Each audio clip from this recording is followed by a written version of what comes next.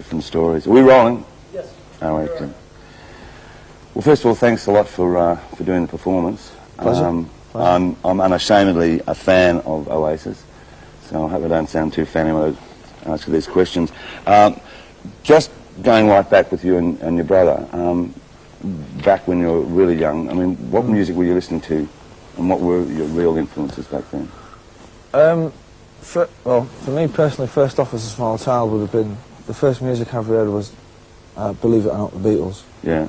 The first record I ever bought when I was a very young teenager was Never Mind the Bollocks by the Sex Pistols. Mm-hmm. The first band I ever used to go and buy their records religiously and read their interviews and go to the gigs was The Jam. And then after that was the Smiths. So it was sort of the Beatles, the Sex Pistols, the Jam and the Smiths. That sort of shaped my sort of musical output down the years. So when first, talking to you about yourself, did you seriously start playing music, writing music, and wanting to be into music? I didn't, you always have dreams as a child of what you want to do, but you never, you know, like at 13 or 14, it's like, you don't say to yourself, I want to be in the biggest rock and roll band in the world, because you have to like make a living and you have to go and work on building sites and all the rest of it. So you sort of at a certain age you sort of lack a certain amount of self-belief in yourself that like you sort of can't do it, you know what I mean? But I suppose when I first started writing and realised that is what I wanted to do was when I was about 18. Mm-hmm. I mean, I've been playing guitar for years and years, and I've been messing about writing and stuff. And it took me till I was about maybe 16, 17 or 18 or something to realise that I was absolutely useless at everything else, except for playing guitar and writing words. And I'm actually still pretty useless at writing words.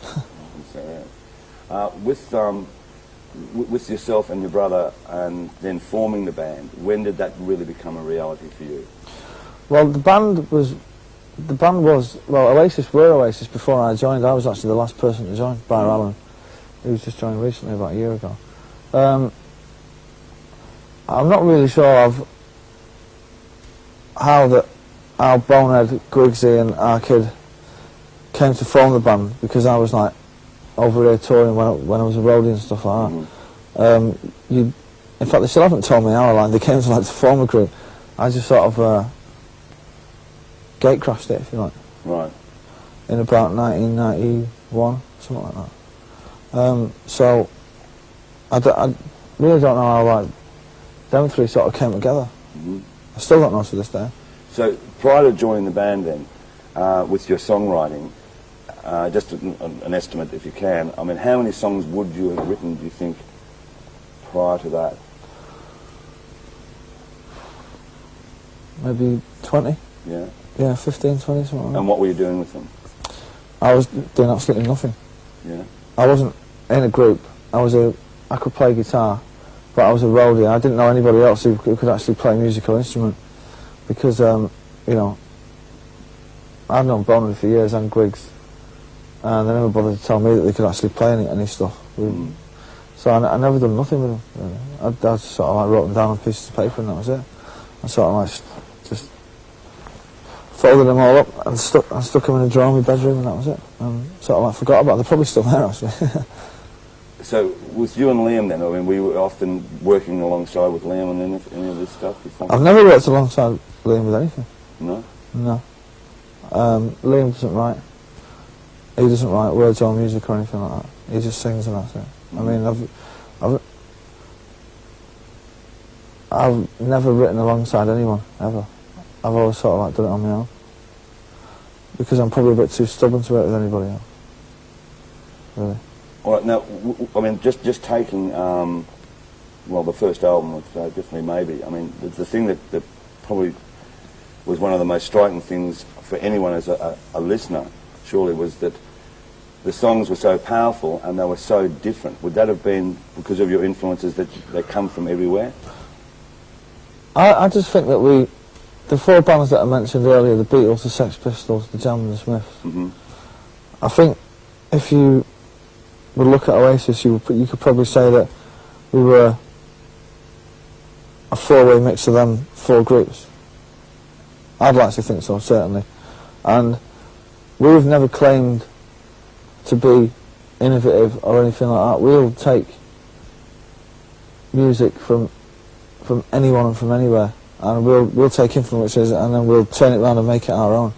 You know, and we'll take. I mean, you know, people probably won't realise it, but I like a lot of dance music. I like a lot of rap bands. But you probably wouldn't hear that in the music. Well, I don't know. Maybe you would. But it's like I'll take anything from anywhere. You know, regardless of what it is. Okay, well, in '91 you joined the band. What, in your mind, did you go in as a member? I mean, what? They asked, actually, funny story, they asked me, it was, the other four asked me to be their manager. And, you know, I mean, I can't add 6 and 9 together. And it's like, you know, great manager I'd be. So I was like, well, how about if I write some songs, you know? And so I just joined as a guitarist, actually.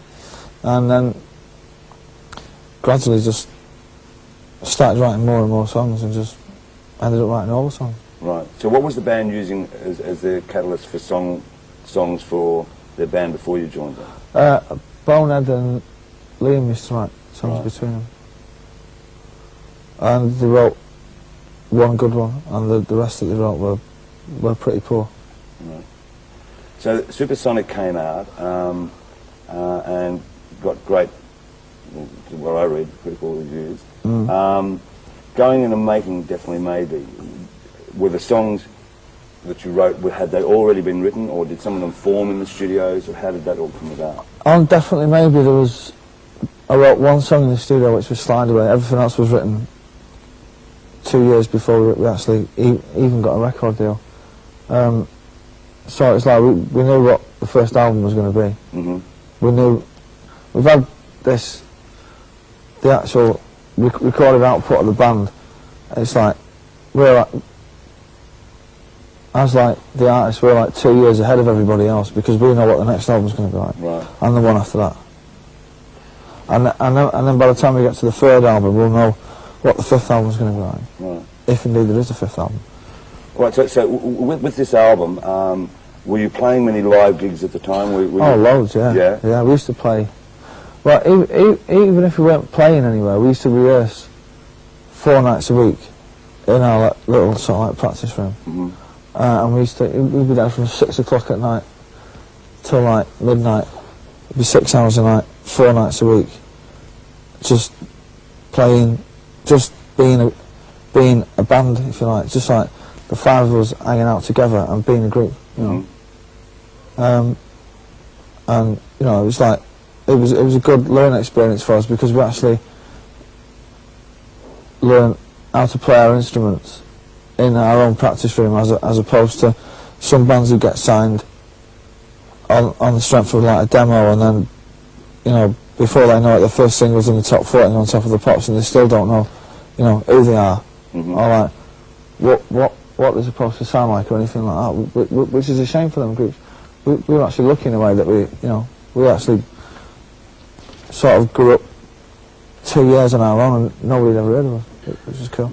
With Shaker Maker was the first one that really drove you into the charts. What was that feeling like then? I mean, how did you feel? When Supersonic went into the charts in England at 31, I suppose we expected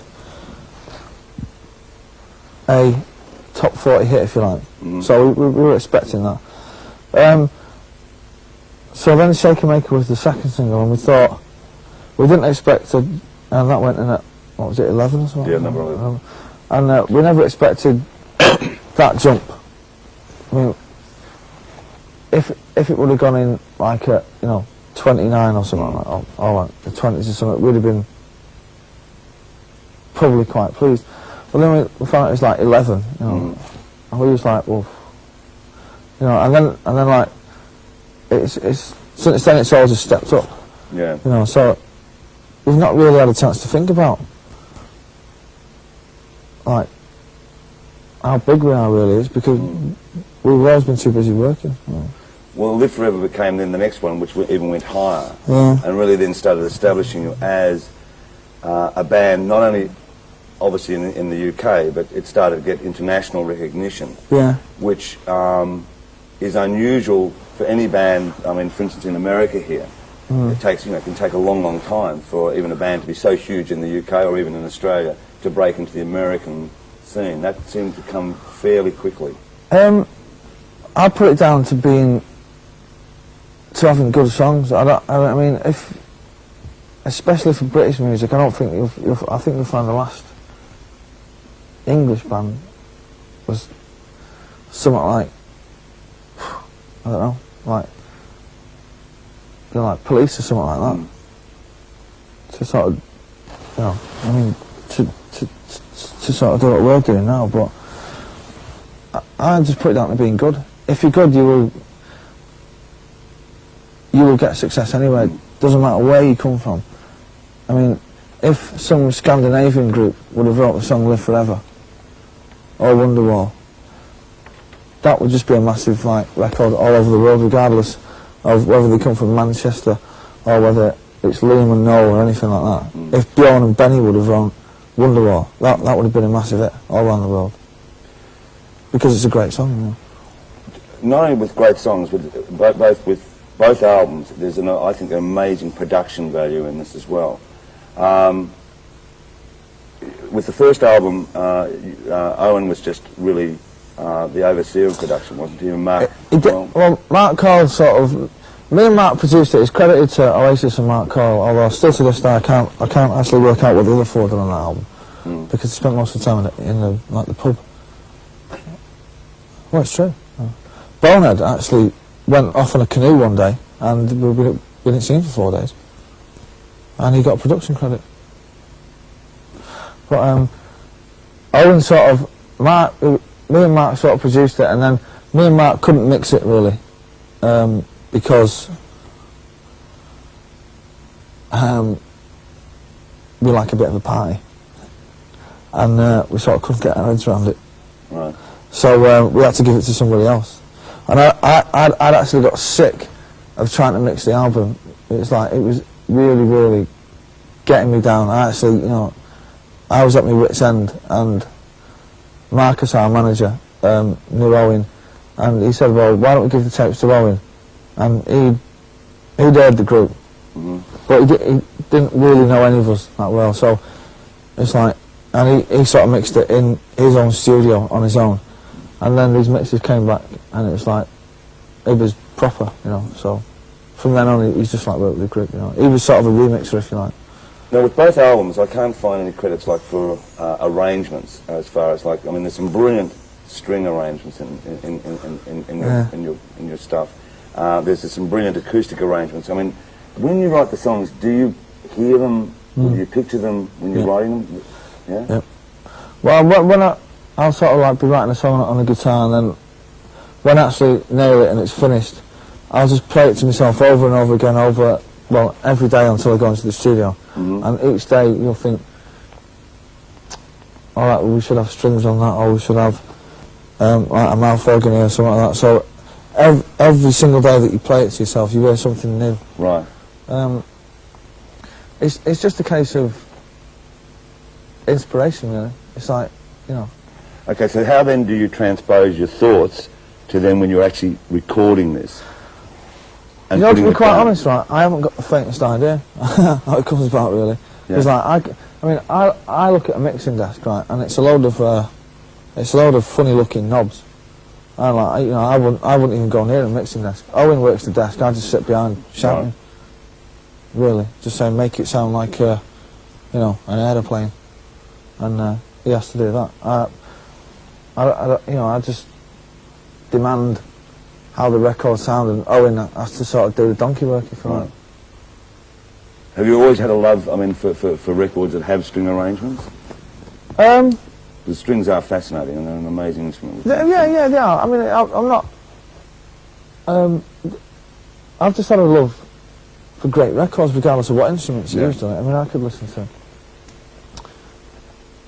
you know, total and utterly digital electronic music, and to me, if it's good, it's good. If it's not, then it's not. Right. You know, basically, is it? Isn't it?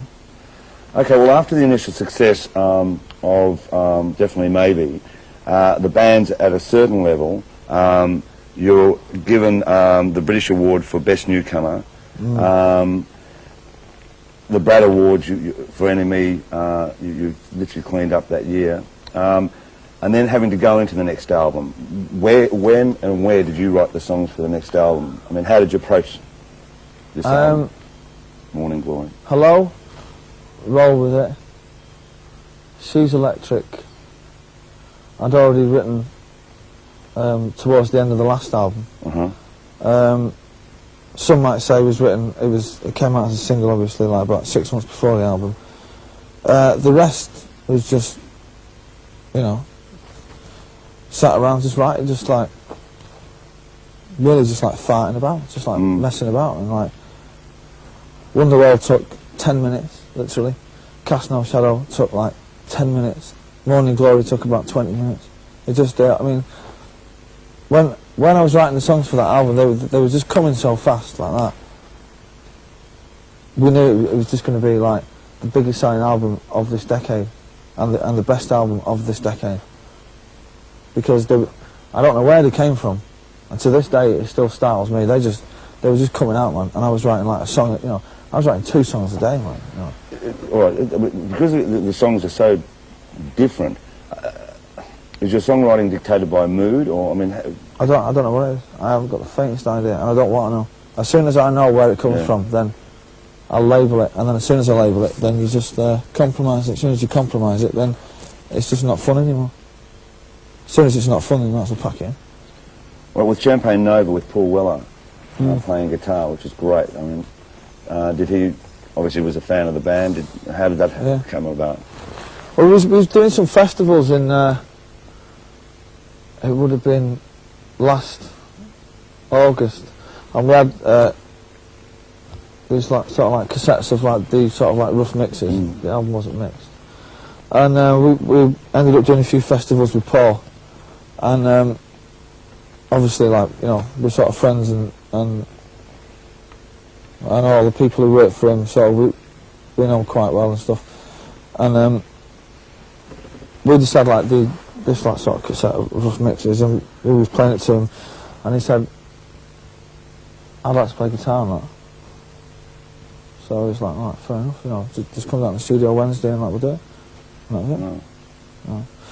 It wasn't like a conscious thing, it was just like, if he hadn't have asked, I don't think I'd have asked him. Because he's Paul Weller. Right.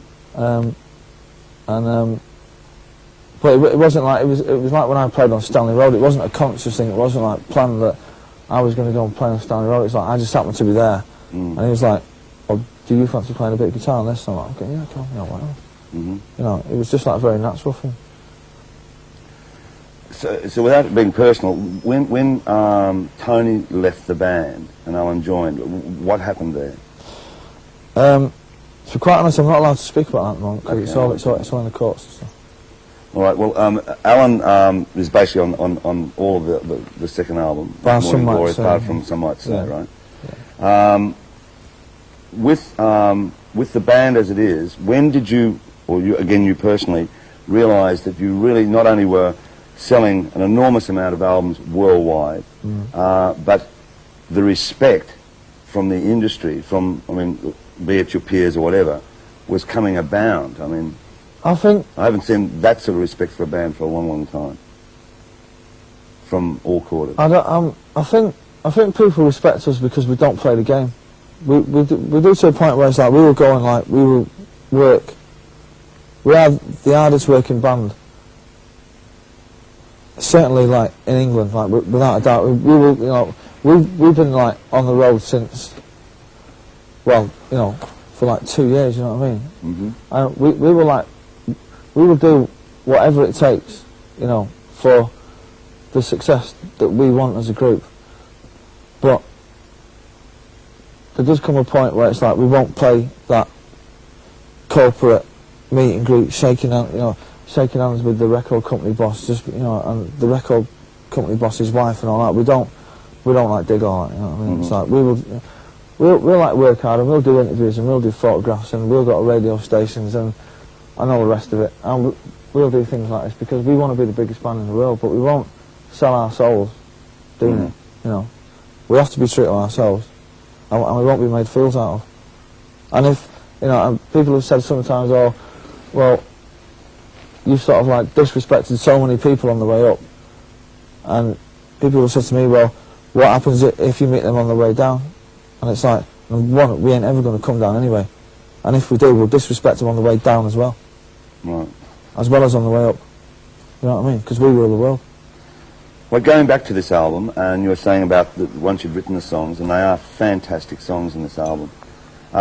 Going into the studios again, this time with Owen producing, with yourself, the band. I'm intrigued. The approach again to the recording side of it, and how did you place? Because the placing of the songs, track listing is fantastic. Yeah. Well, I do all that. I mean, by the time we get into the studio, we'll have been in a rehearsal studio for 2 weeks, playing the songs live as a group. That album took 15 days to record. So when we go in there, we're not fighting about. It's like we were doing a track a day as a live group. Roll With It was 1 take, Alone was 1 take, Morning Glory was 1 take, Champagne Supernova took 2 days.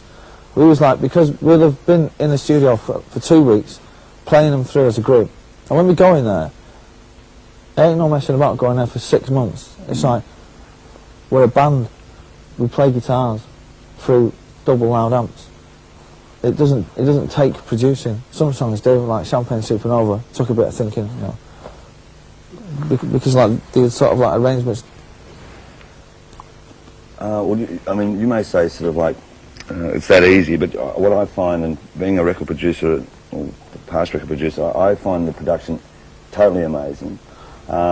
Just to me, it's like a wave at times, from the acoustic to the strings to the guitars. Well, I was saying it's all thought out before we get in there. Yeah. I mean, the album was done very quickly, but you have to understand that being in a studio with Bonehead is not easy. Right? It's like, basically, it's like you're lucky to get him out of the pub, and when you do get him out of the pub, he's a monk, and he's a monk before he goes in the pub anyway. Right. And it's like, but because we do so much before we actually get in there, once we know what we're doing it, Actually getting our kid and Bonehead and Griggs actually out of the pub is like your challenge, if you like. Yeah. Well, some might say has been a major hit, Roll With It has been a major hit, Wonderwall is the one that's been #1 everywhere, including Australia. Don't Look Back in Anger, which you've just performed here in the studios, which you take lead vocals. Did you enjoy that? Well, I like to sing, the odd track here and there, and when we were doing, I think it was the same day it came to do the vocals on Wonderwall and Don't Look Back in Anger, and I wanted to sing Wonderwall actually, but his lordship got the ump about that, and he said, oh well, I want to sing that, but he wanted to sing Don't Look Back in Anger as well, and I was going, well, it's either one or the other. Now, if it comes down to it, like, I'd rather sing Wonderwall, but you ain't going to sing both. And he picked that one, I picked that one. That's just it, really. Well, both tracks are pretty incredible. With Wonderwall, because you're working so hard, are you aware how big you are everywhere now? No. I don't know. Each and every day of when I can walk down the streets, even like in New York City, and something that will happen, like cab drivers will shout out, "You're that dude out of Oasis in New York City," and that will like completely freak me out. Although it shouldn't, but it does. Each and every day I'll meet people who are into the group or something will happen in sort of like relation to the band, and it'll just like blow me away. Because I don't know. I don't even want to know how big we are. I just want to know how good we are. You are good. I mean, there's no denying that. With the live performance side, do you enjoy performing live? Yeah, yeah. There would be no point being in a group. Yeah. Oasis there would be no point in Oasis if we weren't a live group, you know what I mean? Because we were a live band for 2 years before we even made a demo. Right. You know, it's like that is what we're about. Basically, it's just like getting out there and playing in front of people.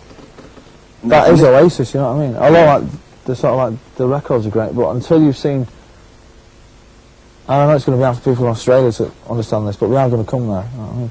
But until you've been at an Oasis concert, I'm on the stage looking that way, right? So even I don't understand it, but you know, people have told me it's like, well, it's all right. Right. It's pretty good. With yourselves becoming so big, and you are massive now, we've seen it a lot of late, and I mean late over the last 5 or 6 years, where American bands who've become big seem to disintegrate for reasons, personal reasons, rifts within the members of the band. I get the impression with Oasis that doesn't exist. Would I be correct? It's all about, everybody knows in the band and around the band who they are, what, and this includes me, what their function is in the group. And there's no moaning about it. You do what you do, and you do what you do, and you do what you do, and I'll do what I do, and everybody else does what that, and everybody, it's like, another night, it's like, shut up, you know what I mean? But you do what you do, man, to get where you want to be. And it's to be at the top, you know, and there has been, well, the one thing about this band is, we do have, like, arguments and fights, but it's not behind each other's backs. If someone is asking for a smack in the mouth, forget it. It's not like waiting until the singer goes out of the room on the bus and then going, you know, slagging him off. It's like, we'd rather clip him around the ear, you know what I mean? And it's all out, and it's all open, you know, and it's all up front with each other. Everybody knows where they stand, and that goes from the geezer who makes the tea on tour to like the songwriter, which is me. And everybody's equal in a sense that everybody's got a job to do, you know. And if someone doesn't do the job and they're getting out of order, then they get punched on the nose. Okay, when you write the songs and go into the recording studio, and then you rehearse, work with the rest of the band, do the songs alter sometimes, like from yeah. That to me is when I write a song, it's exciting for me because I'm sat in my flat with like just a guitar and I'm writing it, and then I finished it, and then you go and usually it's like on an acoustic guitar, and then you go into a rehearsal room, so you've got Bonehead with a big great big Marshall stack, and then me, and then you've got our kids singing it, and then there's a drum kit behind it, and then the song will just sound completely different. It'll still be the same song, and then you'll alter things because Alan might play it at a different pace, or might play it in a certain rhythm. So you alter things because of the way Liam sings. You alter things, right. And then because it gets so electric with like, obviously like these like big amps here, you alter things, you know. So it's all. I mean, you write a song out of like, comes out of nowhere like that. And then you take it to the group, and then the group almost rewrite it for me. Well, finally, I mean, like, but they don't get any money for it. I said at the start of the interview that I'm unashamedly a fan, and there's millions now. They picture it at times in the British press as the bad boys of rock. Does that amuse you? If we're the baddest boys in rock, then rock is in a sad state, really. We ain't that bad. I mean, it's like you were saying, it's like, you know, we can dish out the verbals big time, right, to anyone. And it's not in a nasty way, it's not, you know, we wouldn't like go around chilling people, except ourselves, you know. But, I mean, you know, sometimes you pick up the press and someone will be slagging our group off, and we're like, oh, fair enough. But we can dish it out, and we can take it, you know what I mean? Oh, bad boys of rock, you know, it's like... What about the media beat-up of the war between Blur an Oasis? How did you picture Well, that? how did I picture it? I picture it now sat here with about 8 million albums, so, and they probably picture it shit kicking in Notting Hill, stroking the cats. He was probably just pissing his foot on. No, ask him. Well, and finally, the big question of when are you going to come to Australia? There's stop-starts and we go, oh yes. And Yeah, we've actually blown it out twice. Which the first time we were supposed to go, Bonehead's wife was having a baby. How dare she? You know, and he wanted to stay and see his baby being born and all that. And we were like going, did you have video cameras, man? You could get it, you know, live by satellite. So. And so he wanted to stay, so he's morning, so we stayed. And then the second time, it just wasn't feasible to go there. But I'm told, and I'll be the last to, you probably know before an hour, but I'm told it's gonna happen in November. Yeah. But it's not that we're avoiding Australia or anything like that. We desperately want to go there, you know. I've spoken to Australian people, and it's like, from what I can see, we're like a fairly big group out there. Massive. And we've got like a lot of fans out there, so it's like, you know, we'll go and play like to anyone anywhere. It's just, it's gone that big around the world. It's like we have to spread ourselves pretty thin. So, but we're desperate to get there. Right. You know, because we've heard that there's, what is it, 4 girls to every bloke, right? Something like that. Do you know what I'm saying? I mean, look up your daughters, man. His Bonehead's on his way. Although he's married and he's got a kid, and if any girls are watching, right, if he's being like backstage or something, they'll start slipping his wedding ring off, right? But he's married, right? He's a dirty old slapper, right? What about yourself? Me? Yeah. Oh, no comment. Okay.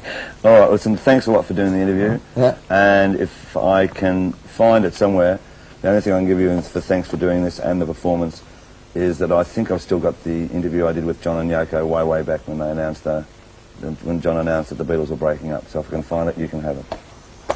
Thanks very much. Thanks a lot. Ta.